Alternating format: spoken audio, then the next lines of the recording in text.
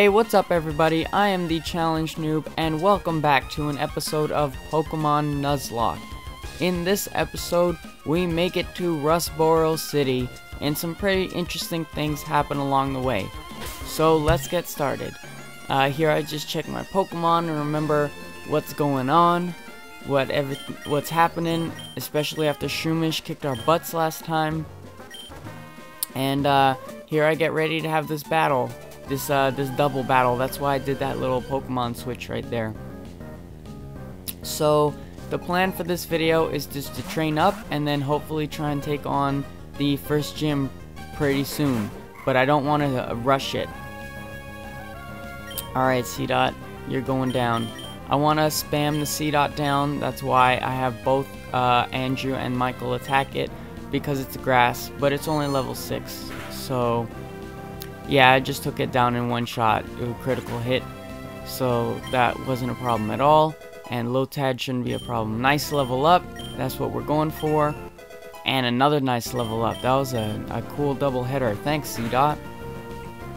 We're going to try and level up Michael a couple levels, maybe to 15 or 16 before we hit up the gym, because the gyms are always scary, and I do not want to be losing Michael when I take on the first gym. So the goal for this video, I guess, or for right now, is to make sure that we level Michael up enough so that we can take on the gym and be successful without losing any Pokemon, because it would suck to lose the main slugger. And I'm not gonna rush it. I'm not gonna go straight into the gym at level 13 and hope that I can get through it. I'm just not gonna chance that. So here we are fighting this fisherman, and this is what I was complaining about in an earlier video, when someone will just throw out multiples of a really weak Pokemon. As you may have saw, we fought C-Dot and Lotad, and C-Dot I think gave us 48 experience, and now Magikarp just gave us 21 experience. It's one level lower, level 5, but it still gives us a lot less experience. This one's level 6. And we will see how much it gives, but it's something around 25. That's not something that everybody knows, that different Pokemon, if they're weaker or have different stats, will give you lower experience points. And Magikarp always gives really low experience points. What do we got? Yeah, 25 experience points. That's nothing compared to the 48, I think, that C-Dot gave us. So some people use this to like min-max their training and go to the areas where they fight Pokemon that have they give you the most experience. As much as I know about Pokemon, I don't really know about that, about like where to go to min-max it and that kind of thing. But it is interesting to note that Pokemon like that, like Magikarp, will give you much less experience because of their reduced stats. Right here we grab a Lepa Berry. Aw yeah, I love me them Lepa Berries. They taste delicious, guys. Seriously, you gotta get me some. We talk to this lady. Feel free to take them, but plant a berry? Here, take this. Oh, thanks lady, you're very nice. Thanks. I'm gonna definitely feel free to take a berry. I'm gonna go take this one right here. I'm gonna take these 2 cherry berries. Aw yeah. Except I'm probably not gonna follow your advice and plant another one. Sorry about that, lady. Alright, let's go over here and get this Pokeball. What do we got? X-Defend. These items like X-Defend, X-Attack, they can actually make a pretty good difference when you're doing a battle. And especially in something like a Nuzlocke, they can actually be like a lifesaver. Can we get to that grass? No, we can't get to that grass. Alright, let's move on. The first thing that I want to do when I get into any new town is definitely go straight to the Pokemon Center. You don't want to be messing around with weak Pokemon. Our Poochyena is still asleep. We got to get our PP back up. Those are power points, so you know the amount of times you can use an attack. And then we're going to go do some exploring. Whenever I come into a new city, I always like to explore everywhere. And, you know, you can get things from exploring. But first I'm going to stop off at the mart and top off our supplies. We got to buy a bunch of Pokeballs, because we don't want to be running out when we're getting to new areas.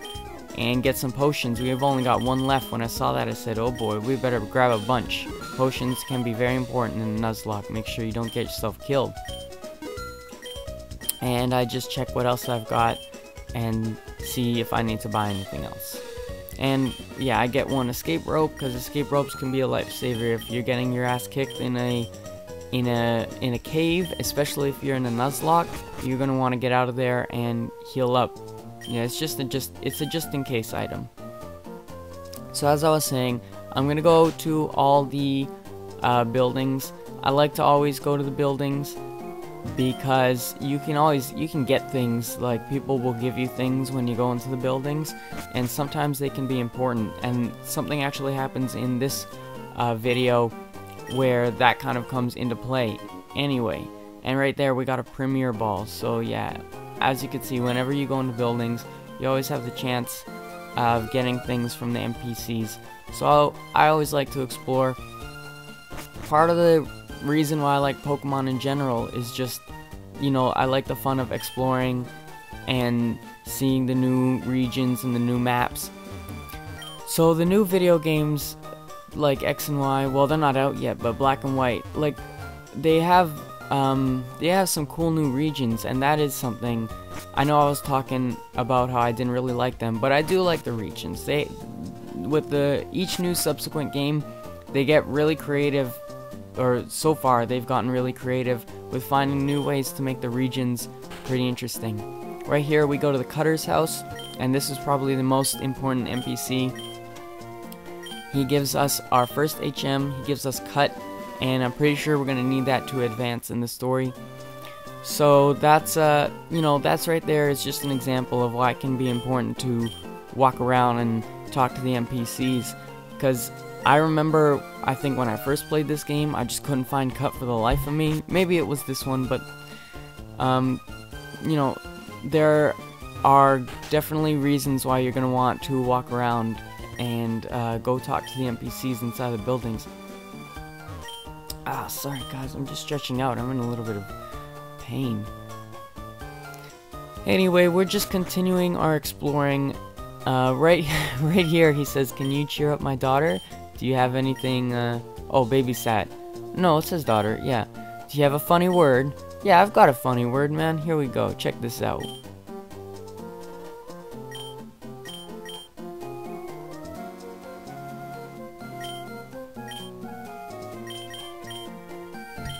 Butt cheeks.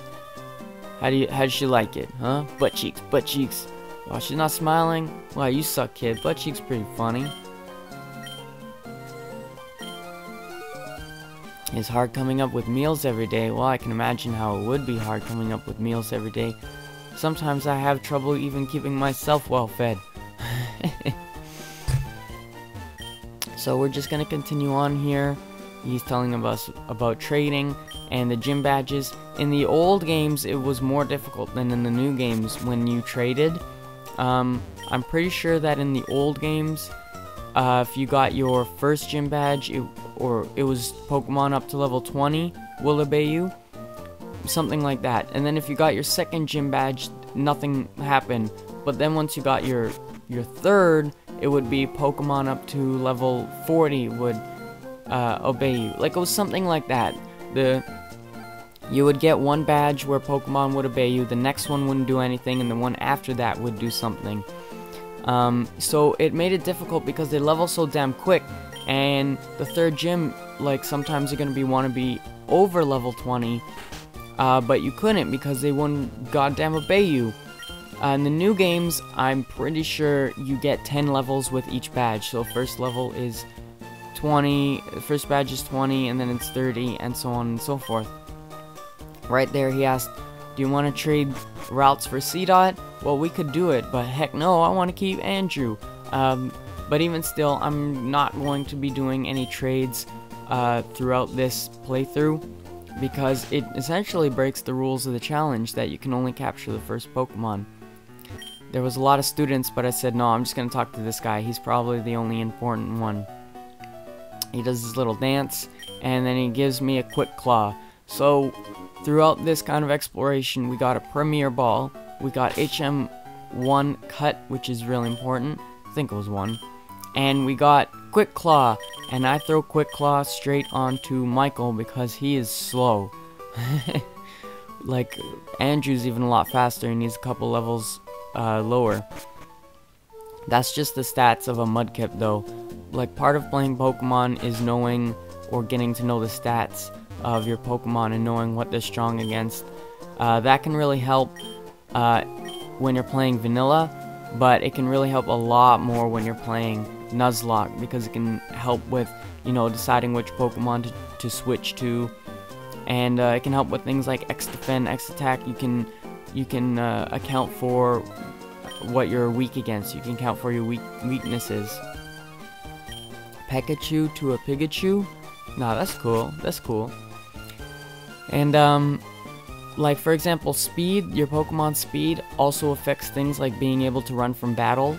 If you have a high speed, then you can run from battle.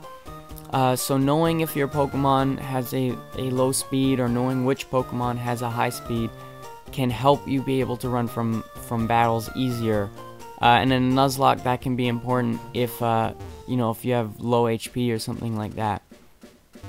So I thought about going straight to the gym because I finished exploring, but I decided against it because I thought Michael was not yet high leveled enough. He's 14. I wanted to get him to maybe 15 or 16 before I go challenge the gym. So I went north to go try and find some grass, but there's no grass.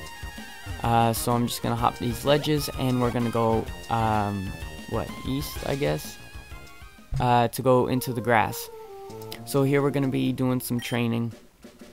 Route 116, this is a new route, so the first Pokemon that we encounter, we're gonna have to catch it or kill it, of course, according to the Nuzlocke rules. And here we're gonna battle Joey. My Pokemon rule, he said. Okay, Joey, let's see what you got. I'm pretty sure your Machop isn't gonna do well, especially because I have Stab and Machop has low special defense. Yeah, that's half your HP right there. Even if you're gonna use your Leer, we'll just use one more water gun and we'll take you out. See, it's knowing the stats. Machop has low special defense, things like that can really help out in a Nuzlocke challenge.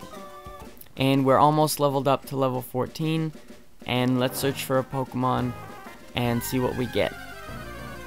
And the Pokemon we got was a Poochyena. So this is going to be the first implementation of the special rule that discounts for doubles.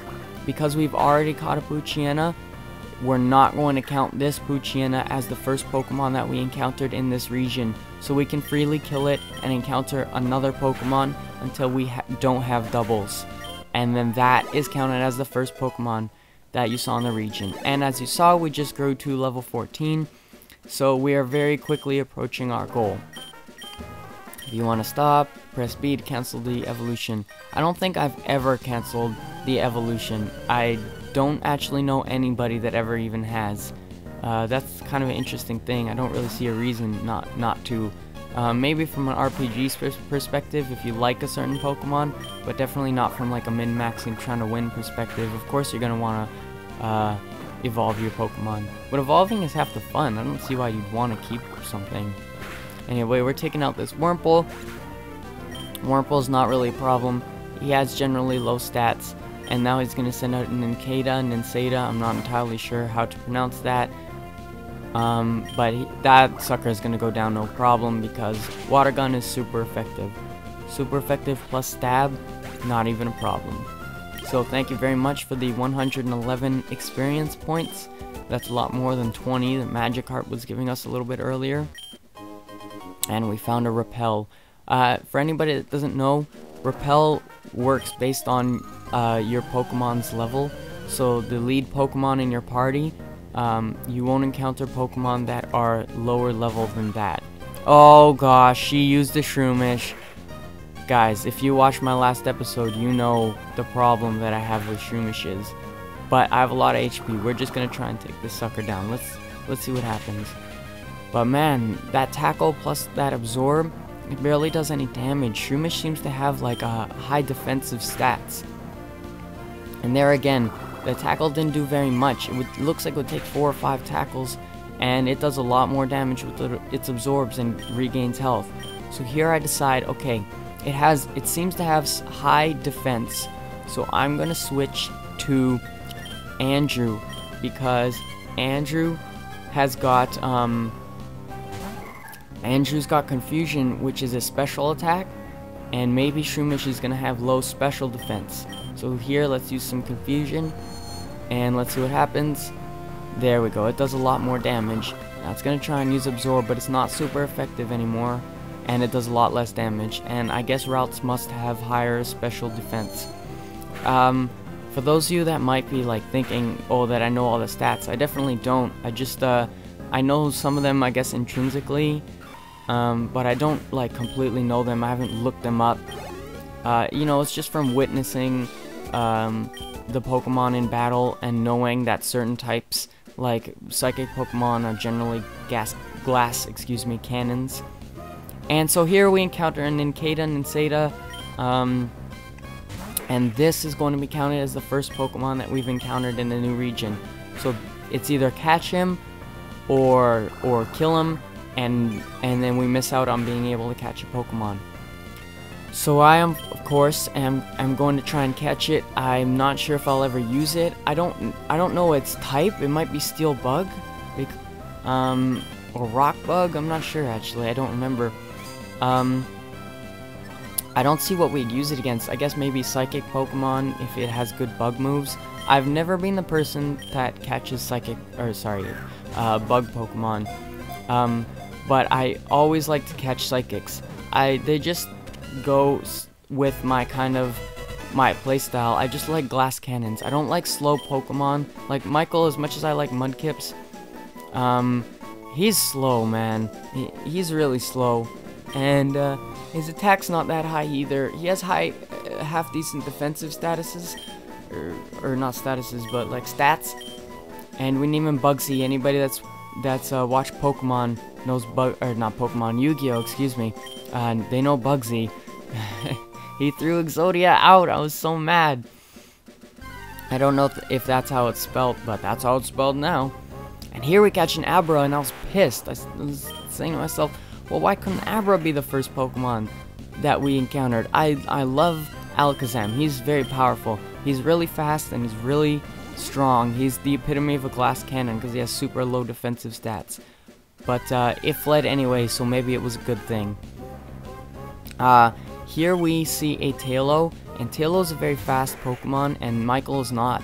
So I try to run away, but as you can see, I cannot escape. And this is a bad situation. Focus energy increases your chances of getting a critical hit. So I say to myself, okay, I'm not going to be taking any chances. I'm going to throw down a potion, because a critical hit from a Tailo, especially with my half HP, that's just not something I want to mess with. And here I'm going to just try and kill this sucker before, and see, there it uses quick attack, and there you go, critical hit. So it only did 10 damage, but you know, if it used something like Peck, for example, that has same type attack bonus, then that could have very well put me down. So that wasn't something that I was going to mess around with too much. And now we're just going to go to the Pokemon Center, and this video is going to be coming to an end shortly. I wanted to have the gym battle run in this video, but as I said, I was not going to rush it. That's just not something I'm going to rush. I'm going to try and make the videos very entertaining, but I'm not going to rush them, because, you know, I'll die 2 videos in, and then it just won't be entertaining, because the videos will be over, I'll be dead. So that's going to be it for this episode. Look forward to the next episode, where we're going to take on the first gym. Michael's level 15, I'm pretty sure, and then we're going to fight the dudes inside the gym and probably kick their butts. So thanks a lot for watching. I hope you guys enjoyed it. I'm the Challenge Noob. Take it easy, everybody.